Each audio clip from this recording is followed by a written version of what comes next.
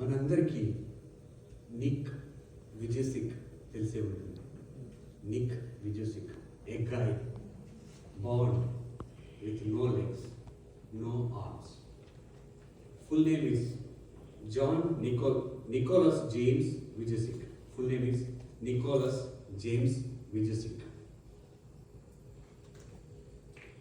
So తను పుట్టంగానే వాళ్ళ mother వాళ్ళ ఫాదర్ చాలా షాక్. తర్వాత వాళ్ళని అతన్ని తీసుకోవడానికి తను ఎత్తుకోవడానికి కూడా అంతగా ఇంట్రెస్ట్ చూపించలేదు. ఒక మదర్గా ఫాదర్గా చాలా డిసప్పాయింటెడ్ వాళ్ళు.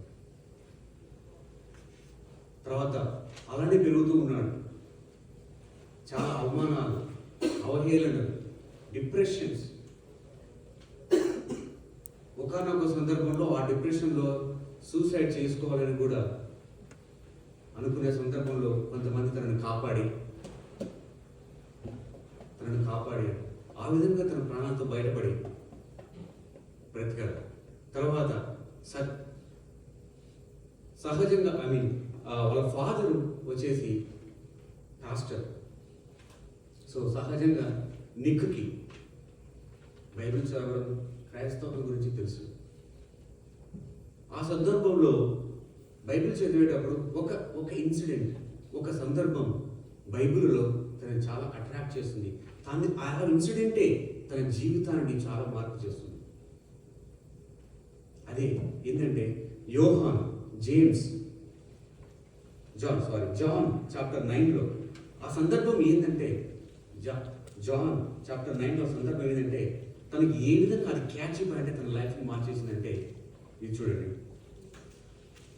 యేసుప్రభుల శిష్యులు యేసుప్రభుని అడుగుతుంటారు, ఈ గుడ్డివాడు ఈ విధంగా పుట్టాడు, వీడు చేసిన పాపమా లేకపోతే వీడి తల్లిదండ్రులు చేసిన పాపమా అని యేసుప్రభుల వారిని తన శిష్యులు అడిగినప్పుడు యేసుప్రభుల వారు ఏమంటారంటే, ఇది వీడు చేసిన పాపం కాదు, వీడి తల్లిదండ్రులు చేసిన పాపం కాదు, దేవుడు క్రియలు వీని యందు బయలుపరచడానికి వాడు ఆ విధంగా పుట్టాడు. ఆ క్యాచ్ పాయింట్ తనకు తగిలింది. ఏదంట, ఎవరు తప్పు చేయలేదు, వీడు తప్పు చేయలేదు, వీళ్ళ తల్లిదండ్రులు తప్పు చేయలేదు, దేవుని కార్యాలు అతనిలో జరిగించడానికి ఆ విధంగా వాడు పుట్టాడు. అది తను క్యాచ్ పాయింట్ తీసుకొని ఏ విధంగా జరిగాడంటే తన లైఫ్ని మార్చుకున్నాడు.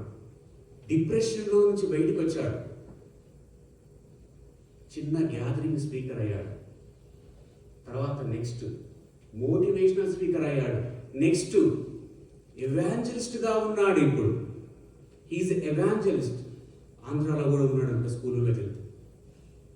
He's evangelist. ఏం జరిగింది అసలు తనకి? ఎందుకు అలా జరిగింది? సో తనకున్నది చూస్తే జెన్యూన్ రీజన్స్ కదా. No legs, no arms, genuine reasons. They all are genuine reasons. అలాగ అనుకొని ఆ జెన్యూన్స్ రీజన్ తీసుకొని అవే రీజన్స్ తీసుకొని అదే ఎక్స్క్యూజ్గా తన ఆపర్చునిటీస్ను మిస్ కాలేదు. జెన్యూన్ రీజన్, ఆ జెన్యూన్ రీజన్స్ వల్లనే అదే ఒక ఎక్స్క్యూజ్గా తీసుకొని తన ఆపర్చునిటీస్ను మిస్ చేసుకోలేదు. ఎలాగ ఆపర్చునిటీ చేసుకున్నాడు? ఓవర్కమ్ అయ్యాడు. చిన్న గ్యాదరింగ్ స్పీకర్ అయ్యాడు, మోటివేషనల్ స్పీకర్ అయ్యాడు. తర్వాత ఎవాంజలిస్ట్గా ఎదిగాడు. అది తన వ్యాలిడ్ రీజన్స్ని, జెన్యూన్ రీజన్స్ని ఎక్స్క్యూజెస్గా పెట్టుకుని అలానే ఉండింటే ఒక ఎవాంజలిస్ట్ మనం కోల్పోయేవాడు. తను ఒక ఎవాంజలిస్ట్గా ఉండేవాడు. చూడండి, చాలా జెన్యూన్ రీజన్స్ ఉంటాయి, కానీ అదే ఎక్స్క్యూజెస్గా మన ఆపర్చునిటీస్ మిస్ చేసుకోకూడదు అనేది. బైబిల్లో కూడా ఎంతోమంది పెద్దవారు, ప్రాముఖ్యులు, చాలా పెద్దవారు ఉన్నారు. వాళ్ళు కూడా తన బలహీనతలను, తన జెన్యూన్ రీజన్స్ని ఎక్స్క్యూజెస్గా దేవుడితో మొరపెట్టుకున్నప్పుడు దేవుడు వాళ్ళకు సహాయం చేసి వాటిని ఓవర్కమ్ అయ్యి దేవుడు చేసే గొప్ప కార్యాలను పాల్గొన్నారు. అది ఈరోజు మనం తెలుసుకోబోయే విశేషం. ఈరోజు మన మెసేజ్ టైటిల్ ఏంటంటే ఈరోజు మన మెసేజ్ టైం ఏంటంటే overcoming excuses for opportunity sake. Overcoming excuses for opportunity sake. So నిర్గమాకాండము 3వ అధ్యాయం 1 నుంచి 6 దాకా నేను చదువుతాను. మోషే మిద్యాను యాజకుడైన ఇత్రో అను తన మామ మందను మేపుచు ఆ మందను అరణ్యం అవతలకు తోలుకొని దేవుని పర్వతమైన హోరేబుకు వచ్చాను. ఒక పద నడివిని అగ్నిజ్వాలలో యెహోవా దూత అతని ప్రత్యక్షమాయను. అతడు చూచినప్పుడు అగ్ని వలన ఆ పొద మండుచుండేది, కానీ పొద కాలిపోలేదు. అప్పుడు మోషే, ఆ పొద ఏల కాలిపోలేదో నేను ఆ తట్టుకు వెళ్ళి ఈ గొప్ప వింతను చూచుతను అనుకునేను. దాన్ని చూచుటకు అతడు ఆ తట్టు వచ్చుట యెహోవా చూచెను. దేవుడు ఆ పొదవ నడుమ నుండి మోషే మోషే అని అతనిని పిలిచెను. అందుకు అతడు, చిత్తము ప్రభువా అనెను. అందుకు ఆయన, దగ్గరికి రావద్దు, నీ పాదముల నుండి నీ చెప్పులు విడుము, నీవు నిలుచున్న స్థలము పరిశుద్ధ ప్రదేశము అనెను. మరియు ఆయన, నేను నీ తండ్రి దేవుడను, నీ అబ్రహాము దేవుడను, ఇస్సాకు దేవుడను, యాకోబు దేవుడను అని చెప్పగా మోషే తన ముఖమును కప్పుకొని దేవుని వైపు చూడవెచ్చను. చూడండి, మొదటగా మనం ఇక్కడ తెలుసుకోవాల్సింది, మోషే ఏం చేసేవాడు? ఈజ్ ఎ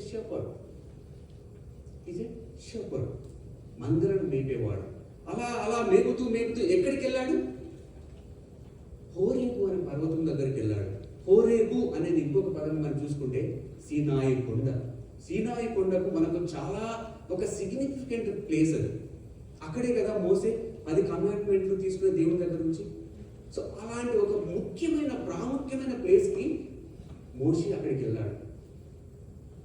మోషే అక్కడికి వెళ్ళి తనకు క్యూరియాసిటీ వచ్చింది. అక్కడికి వెళ్ళిన తర్వాత తనకు ఒక క్యూరియాసిటీ వచ్చింది. ఎందుకు ఈ పొద మండుచుంది కానీ కాలిపోలేదు, పొద మండుచుంది కానీ కాలిపోలేదు అనే ఒక క్యూరియాసిటీతో అక్కడికి వెళ్ళి చూడాలనుకున్నాడు. అక్కడికి వెళ్ళి చూసిన తర్వాత అప్పుడు దేవుడు ఏమంటాడంటే, మోషేతో ఏమంటాడంటే, నేను నీ తండ్రి దేవుడను, అబ్రహాము దేవుడను, ఇస్సాకు దేవుడను అని మోషేతో చెప్తాడు. అసలు ఎందుకు చెప్పాలి? ఎందుకు యెహోవా దేవుడు మోషేతో ఆ విధంగా చెప్పాలి? తను చూడాలని అక్కడికి వెళ్ళి ఏమవుతుందో అని క్యూరియాసిటీగా వెళ్తే, దగ్గరికి రావద్దు, ఇది పరిశుద్ధ స్థలం అని చెప్పి తర్వాత ఏమంటాడంటే యెహోవా దేవుడు, నేను నీ తండ్రి దేవుడను, అబ్రహాము దేవుడను, ఇస్సాకు దేవుడను మోషేతో చెప్పి, అసలు ఎందుకు చెప్పాలి అవన్నీ? యెహోవా దేవుడు మోషేకి అవన్నీ ఎందుకు చెప్పాలి? డైరెక్ట్ మోషేతో చెప్పవచ్చు, కానీ నేను దేవుడు say you and your ancestors are belong to me అని గుర్తు చేయడానికి, you and your ancestors are belonging to me అని చెప్పడానికి మోషేకు ఆ విధంగా గుర్తు చేస్తున్నాడు. చూడండి తర్వాత అసలు సరే ఎందుకు మాట్లాడవలసి వచ్చింది? మోసేతో యెహోవా దేవుడు ఎందుకు మాట్లాడవలసి వచ్చింది? ఎందుకు మాట్లాడవలసి వచ్చింది?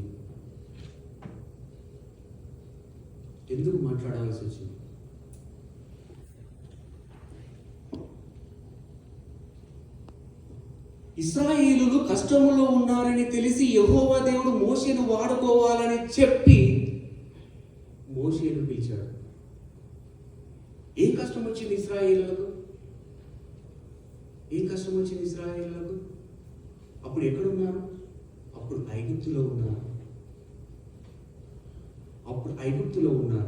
వాళ్ళను కాపాడాలి అని చెప్పి మోషేను వాడుకోవాలని చెప్పి మోషేను వినియోగించుకొని ఆయన మోషేను ఒక నాయకునిగా చేసి ఇశ్రాయేలును ఐగుప్తులో నుండి వాగ్దాన భూమి అయిన కనాను నడిపించాలని అని చెప్పి ఆ విధంగా మోషేను ఎన్నుకున్నాడు.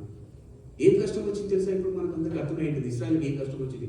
ఈ ఐగుప్తులు బాధ పెట్టేది చాలా ఘోరంగా బాధ పెడుతున్నారు వాళ్ళని. అందుకని ఆ మొర విని యెహోవా దేవుడు మోషేను వాడుకోవాలని అనుకున్నాడు. అందుకని అక్కడ ప్రత్యక్షమైనాడు. ప్రత్యక్షమైన తర్వాత అసలు ఇప్పుడు డౌట్ రావచ్చు, ఎందుకు కాపాడాలి యెహోవా దేవుడు మోషే ఇశ్రాయేలు? ఎందుకు కాపాడాలి? ఎందుకు కాపాడాలి? ఆయన కాపాడాలని అనుకున్నాడు. అసలు ఎందుకు కాపాడాలి? యెహోవా దేవుడు ఇశ్రాయేలు ఎందుకు కాపాడాలి? ఎందుకు కాపాడాలి? ఒక్కసారిగా మనం ఆది కాండానికి వెళ్తే మనం ఇందరూ చదువుకున్నాం కదా, అబ్రహాము దేవుడను, ఇస్సాకు దేవుడను, యాకోబు దేవుడను, వాళ్ళందరితో ఒక కవనెంట్ ఉంది యెహోవా దేవుడికి. అందుకని కాపాడుతున్నాడు. It's not now, it's been there as a covenant. అబ్రహాంతో అంటాడు కదా, అబ్రహాం నాకు సంతానం లేదనంటే అప్పుడు ఏమంటాడు? చేతనైతే నక్షత్రము లెక్కించు చూడు అని చెప్పి ఆ విధంగా నీ సంతానాన్ని నేను దీవించేదను, నీ సంతానంలో జనాంగము బయలుదేరతారంటాడు. అందుకని యెహోవా దేవుడు ఇశ్రాయేలును కాపాడుతూనే ఉన్నాడు, కాపాడుతూనే పోతుంటాడు. ఇంకా కూడా నెవర్ ఎండ్. ఒక వాగ్దానం ఉంది యెహోవా దేవుడికి. వాళ్ళు తప్పు చేస్తున్నారు, కానీ ఎప్పుడైతే మొరపెట్టుకున్నారో చూసారా, ఇశ్రాయేలు ఐగుప్తులో ఉన్నారు, మొరపెట్టుకున్నాడు, కాపాడాడు. మోషేని తీసుకొని వచ్చి నడిపించాలని మోషేని అడుగుతున్నాడు, రా వచ్చేసాయి. వాళ్ళు తప్పు చేశారు, కానీ మొరపెట్టుకున్నప్పుడు యెహోవా దేవుడు నిబంధన గుర్తు చేసుకుని వాళ్ళని కాపాడాలని ప్రయత్నిస్తున్నాడు. అలాగే జేకోబుతో కూడా నిబంధన చేసుకున్నాడు. చివరికి జేకోబుని పేరే మార్చేశాడు ఇశ్రాయేలుగా. ఇవన్నీ నిబంధనలు కాదా? కాపాడా? ఖచ్చితంగా. అందుకని యెహోవా దేవుడు మోషేతో గుర్తు చేస్తున్నాడు, ఏమని? నీ తండ్రి దేవుడను, నీ అబ్రహాము దేవుడను, ఇస్సాకు దేవుడను. అందుకని నేను వాళ్ళని కాపాడాలి, అందుకని వాళ్ళని రక్షించాలి. వాళ్ళు నాకు మొరపెట్టుకుంటున్నారు. కాబట్టి అప్పుడు ఏమంటున్నాడు చూడండి, చూసుకుంటే కనుక మనం నిర్గమకాండ 3:10.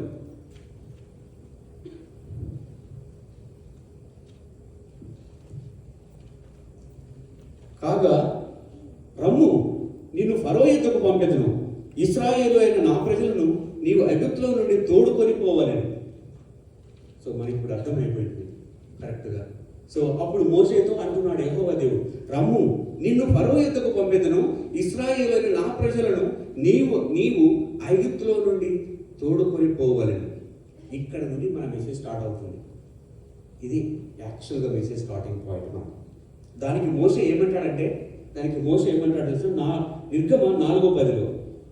అప్పుడు మోషే, ప్రభువా, ఇంతకు మునుపైనను నీవు నీ దాసుతో మాట్లాడినప్పుడు నుండైనను నేను మాట నేర్పరిని కాను. నేను నోటి మాంద్యము నాలుక మాంద్యము గల వాడనని యెహోవాతో చెప్పగా, నా మోషేతో చెప్తున్నాడు. ఇంకా then he is bringing back all his reasons. ఏమన్నాడు? అంతకు ముందైనను తర్వాత నీతో మాట్లాడినప్పుడైనను నేను బాగా మాట్లాడగలుగుతున్నాను, నాలుక మాంద్యం గలవాడను, మాట నేర్పరిని కాను అని యెహోవాతో చెప్పినప్పుడు అప్పుడు యెహోవా దేవుడు ఏమంటాడో చూడండి. నెక్స్ట్, యాక్చువల్గా ఇవన్నీ మోసేకు వ్యాలిడ్ రీజన్స్, అంతే కదా. స్పీచ్ ఇంపార్మెంట్, యాక్చువల్గా తన జెన్యూన్ రీజన్ అది స్పీచ్ ఇంపార్మెంట్. తర్వాత తను ఒక shepherd, you don't have much exposure communicating with the civilization, like citizens or people. You don't have much communication. You don't have a much exposure to deal with somebody. అలాగే తర్వాత ఆ leader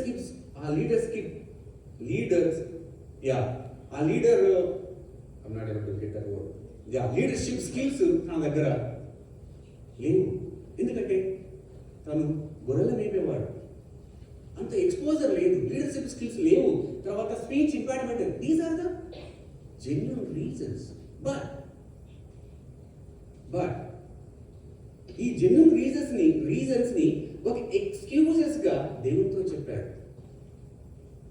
ఇవన్నీ genuine reasons, అవన్నీ ఒక excuse గా చెప్పి నువ్వు వేరే వాళ్ళని తీసుకో, వేరే వాళ్ళని పంపించు, నేను మాట మంత్రం గలవాడను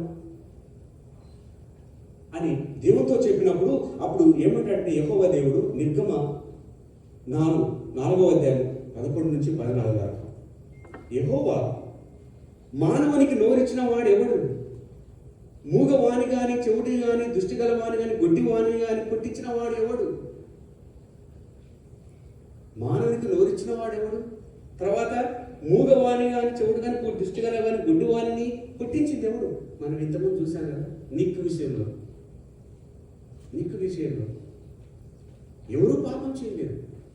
గుడ్డివాడిగా పుట్టడానికి, చెవిటిగాడిగా పుట్టడానికి ఎవరు పాపం చేయలేదు. యెహోవా దేవుని కార్యాలు ఆయనలో బలపరచడానికి, నెరవేరడానికి ఆ విధంగా పుట్టాడు. ఏమిటి పుట్టించింది? యెహోవా దేవుడే వాళ్ళని పుట్టించింది. ఎందుకంటే ఆయన కార్యాలు వాళ్ళలో చూడడానికి. కాబట్టి అది చెప్తున్నాడు మళ్ళా, నేను నీ నోటికి తోడై ఉండి నీవు ఏమి పలుకోవలసినది నీకు బోధించదునని అతనితో చెప్పాను. నువ్వుగా చెప్పేది నేను నీకు చెప్తాను. ఏం బోధించాలి, ఏం మాట్లాడాలి, ఏం చేయాలనేది నీ స్కిల్ కాదు, నీ లీడర్షిప్ స్కిల్ కాదు, నీ ఫియర్ కాదు, అవసరం లేదు. నేను నడిపిస్తాను నిన్ను. ఎందుకు? ఇశ్రాయేలును కాపాడడానికి. ఎందుకు? వాళ్ళు మొరపెట్టారు. వాళ్ళు ఎక్కడున్నారు? ఐగుప్తులో ఉన్నారు. ఎందుకు కాపాడుతున్నాడు? Because of one covenant. చూడండి, భయం వేయడము సర్వసాధారణం. యాజ్ ఎ హ్యూమన్ బీయింగ్ భయం వేయకపోవడానికి, భయం లేదంటే అది డిఫరెంట్ లెవెల్. భయం ఖచ్చితంగా ఉంటుంది, ఎవరికైనా ఉంటుంది. మన సొంత పనులకైనా, దేవుని పని చేయాలన్నా ఖచ్చితంగా ఫస్ట్ టైం అయినా ఒక్కొక్కసారి ఎప్పుడు ఉంటుంది. Thunderstorm I can't bear. Literal I can't bear the thunderstorm. Flight journey I can't bear the flight journey, but still I never miss my opportunities. ఒకవేళ అక్కడి నుంచి ఇక్కడికి వచ్చింటే యూఎస్ చూసేవాళ్ళు కాదు. ఒకవేళ ఇక్కడి నుంచి ఇండియాకి వెళ్ళితే మా వాళ్ళు చూసేవాళ్ళు కాదు. ఆపర్చునిటీ మిస్ చేసుకో. Valid reason, genuine reason, but because of that valid reason, keeping them as an excuse, and you are missing your opportunities. కాబట్టి భయం అనేది చాలా జెన్యూన్ రీజన్. కానీ మనం ఎప్పుడైతే దేవునికి దగ్గరగా ఉంటామో, దేవుడు చెప్పింది వింటామో, ఆ ఎక్స్క్యూజెస్ని దేవుడు బలంగా మారుస్తాడు. Though it is a valid genuine reason, but still God will bless them as your strength. చూడండి, తర్వాత ఇంకోసారి మళ్ళీ వస్తాడు, మళ్ళీ మోసే వస్తాడు. మళ్ళీ వచ్చి ఏమంటాడంటే నిర్గమకాండం 4:13 అప్పుడు ఏమని చెప్తాడు యెహోవా దేవుడు, నేను నీకు తోడై ఉండి నీకు నడిపిస్తాను రా అని అంటే, అప్పుడు ఏమంటాడు? మళ్ళీ వస్తాడు. మళ్ళీ వచ్చి నిర్గమ 4:13 అందుకు అతడు, అయ్యో ప్రభువా, నీవు పంప తలంచిన వారినే పంపు అనగా. ఏమంటాడు? మళ్ళీ ఇంకోసారి అంటున్నాడు, జెన్యూన్ రీజన్ తీసుకొని వచ్చాడు. ఇంకొకరిని పంపు, నువ్వు ఎవరైతే పంపాలనుకుంటున్నావో వారినే పంపు అని అంటున్నాడు. అంటే ఏమని అర్థం? అంటే నేను లేను నీ ఆ ప్లాన్లో, వేరే వాళ్ళు ఉన్నారు చూసుకో, వాళ్ళని పంపించు అన్నట్టుగా చెప్తున్నాడు. ఎందుకు? జెన్యూన్ రీజన్స్ వల్ల అది ఎక్స్క్యూజెస్ పెట్టుకొని ఆపర్చునిటీ మిస్ చేసుకోవాలని అనుకుంటున్నాడు. చూడండి, అప్పుడు ఆయన యెహోవా దేవుడు ఏమన్నట్టే, ఆయన మోసే మీద కోపపడి, లేవీయుడగు నీ అన్న అయిన అహరోను లేడా? లేవీయుడగు నీ అన్న అయిన అహరోను లేడా? అతడు బాగుగా మాట్లాడగలని నేను ఎరుగుదును. He knows everything. What are the weaknesses of you and what are the strengths of others? But ఎప్పుడైనా దేవుడు చూజ్ చేసుకున్నప్పుడు నీకు వచ్చే ఆపర్చునిటీస్ని never miss it, because of your genuine reasons. Yes, tell to God, these are my genuine reasons.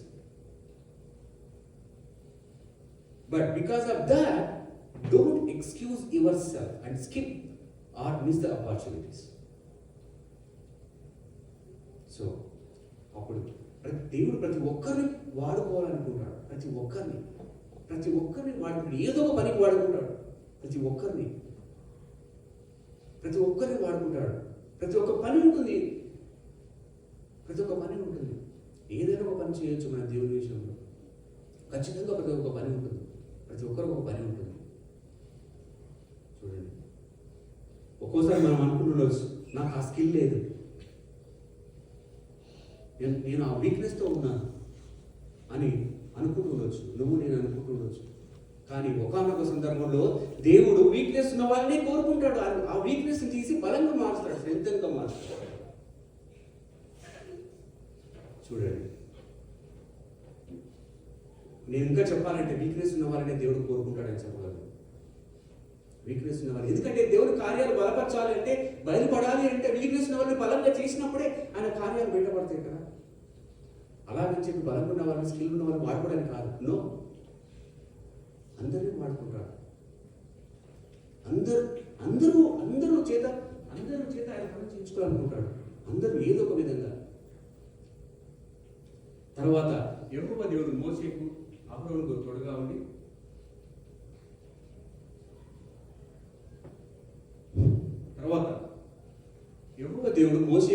తోడుగా ఉండి, వాళ్ళు ఏం చేయాలో, ఏ విధంగా మాట్లాడాలో ఎప్పటికప్పుడు వాళ్ళకు నేర్పిస్తూ ఇశ్రాయేలును ఐగుప్తు నుండి వాగ్దాన భూమికి ఆయన నడిపిస్తాడు. ఇలా మోషే ఒక గొప్ప నాయకుడు అయ్యాడు. అది కాక తనకున్న జెన్యూన్ రీజన్స్తో అదే ఎక్స్క్యూజెస్గా పెట్టుకొని ఉంటే, ఆపర్చునిటీ మిస్ అయితే తనకు గొప్ప నాయకుడు అయ్యేవాడు కాదు. తర్వాత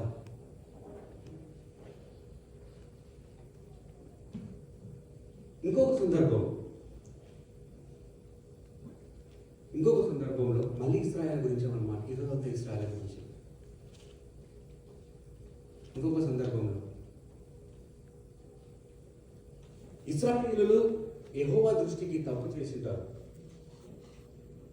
ఇశ్రాయేలులు యెహోవా దృష్టికి తప్పు చేసినప్పుడు అప్పుడు యెహోవా దేవుడు కోపడి వాళ్ళ శత్రువుకి అప్పగిస్తాడు. ఇందాక బ్రదర్ చెప్పినట్టు రొటీన్ అవుతూనే ఉంటుంది. ఇశ్రాయేలు బాగుంటారు, మరి తప్పు చేస్తారు, మళ్ళీ మొర పెడతారు, మళ్ళీ దేవుడు ఎవరో ఒకరిని పంపించేసి వాళ్ళు కాపాడతారు.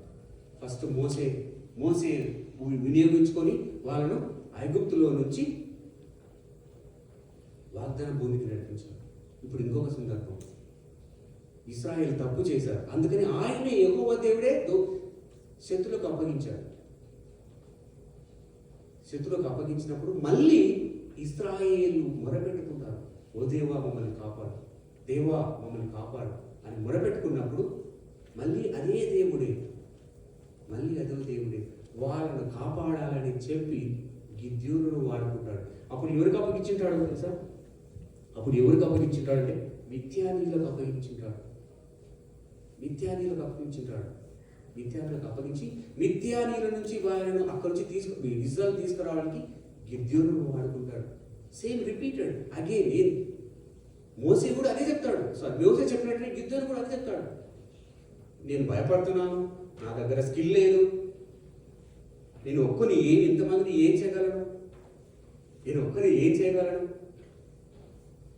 Same genuine reasons, same excuses. దేవుడితో మొదలుపెట్టుకున్నారు వాళ్ళు కూడా.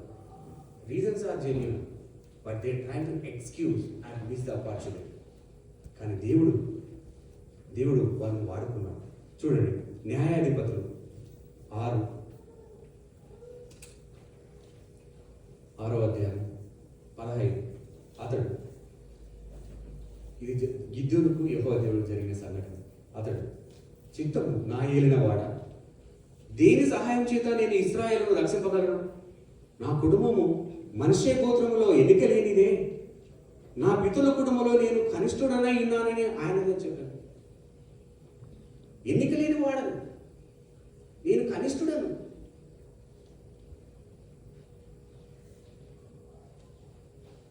సో ఆ విధంగా దేవునితో మొరపెట్టుకున్నప్పుడు యెహోవా దేవుడు ఏమంటాడు తెలిసిన? అందుకు యెహోవా, నేను నీకు తోడయ్యుతును కనుక ఒక్క మనిషిని హతం చేసినట్లు మిథ్యాను నీవు అందరినీ హతం చేసి, మిథ్యాను అందరూ ఒకరు, all are equal as a one human. ఒక్కరిని చంపినట్టుగా, ఒక్కరిని చంపడం చాలా ఈజీ కదా, అంటే we don't want talking to that, but ఒక్కరిని ఆ విధంగా చేయడం ఈజీ కదా. ఒక్కరిని చంపినట్టుగా మిథ్యాన్ని అందరూ నువ్వు చంపేస్తావు అని యెహోవా దేవుడు తన వీక్నెస్ ని స్ట్రాంగ్ గా మార్చాడు.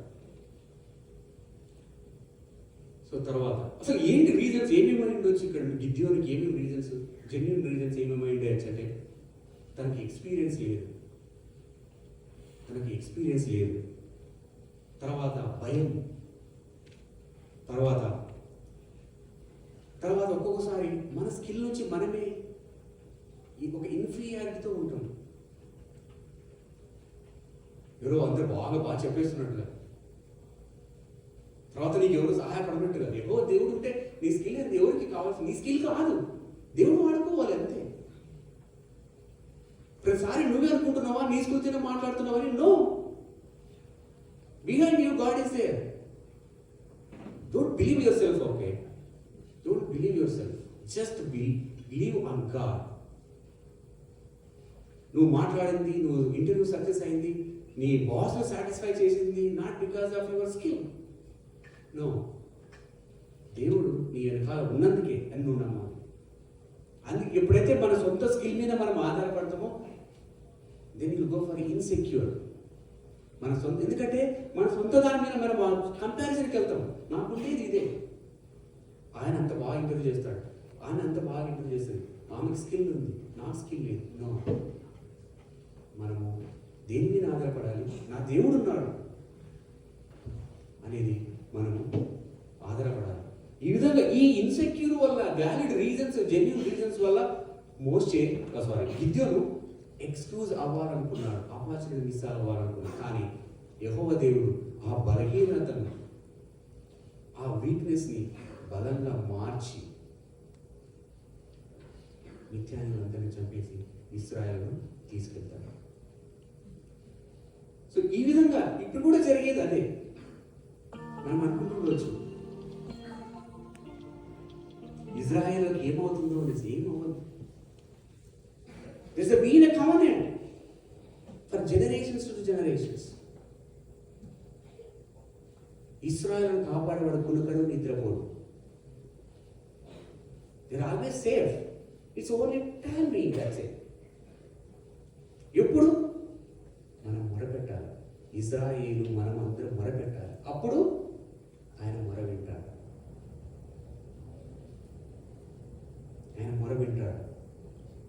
సో ఇది ఎప్పటి నుంచో జరుగుతూ వస్తుంది. దేవుడు కాపాడుతూనే ఉంటాడు ఇశ్రాయేలును. హామాస్ ఫైనల్గా విన్ అయ్యేది ఇజ్రాయేల్సే. ఎందుకంటే మన ప్రార్థన బలం వల్ల, ఇజ్రాయేల్ ప్రార్థన బలం వల్ల, మన ప్రార్థన బలం వల్ల విన్ అయ్యేది ఎవరు? ఇజ్రాయేల్సే. Because of one covenant, permanent covenant. So అది మనం గుర్తుపెట్టుకోవాలి ఖచ్చితంగా. సో మనం ఫైనల్గా వచ్చేసి ఏంటంటే, మనకు కూడా ఎన్నో జెన్యూన్ రీజన్స్ ఉండొచ్చు. దేవుని పని చేయాలన్నా, దేవుని పనిలో ఇన్వాల్వ్ కావాలన్నా చాలా జెన్యూన్ రీజన్స్ ఉండొచ్చు. కానీ వాటిని ఎక్స్క్యూజెస్గా పెట్టుకొని డోంట్ మిస్ యువర్ ఆపర్చునిటీస్.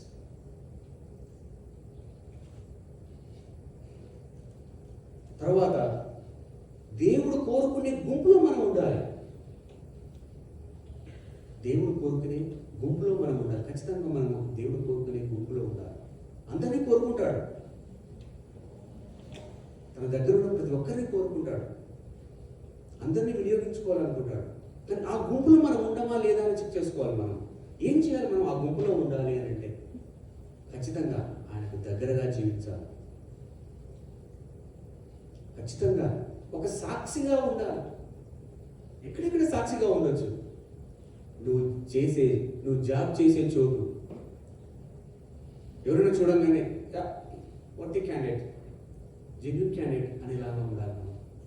మన లైఫ్ స్టైల్, మన మాట విధానం, ఫ్రెండ్స్ దగ్గర లూజ్ టాక్ కాకుండా ఒక సాక్షిగా ఉండడం, తర్వాత మన బంధువులు కూడా మనం ఒక సాక్షిగా ఉండొచ్చు. చాలా మారాడమ్మా క్రైస్తవత్వం తీసుకున్న తర్వాత చాలామంది మనం చూస్తూ ఉంటాం, బంధువులే చెప్తుంటారు అలా ఉండాలి. తర్వాత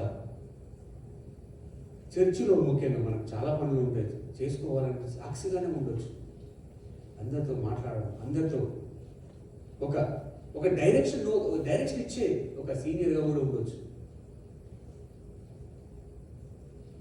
ఈ విధంగా మనకున్న ఆపర్చునిటీస్ని మనం మిస్ కాకూడదు.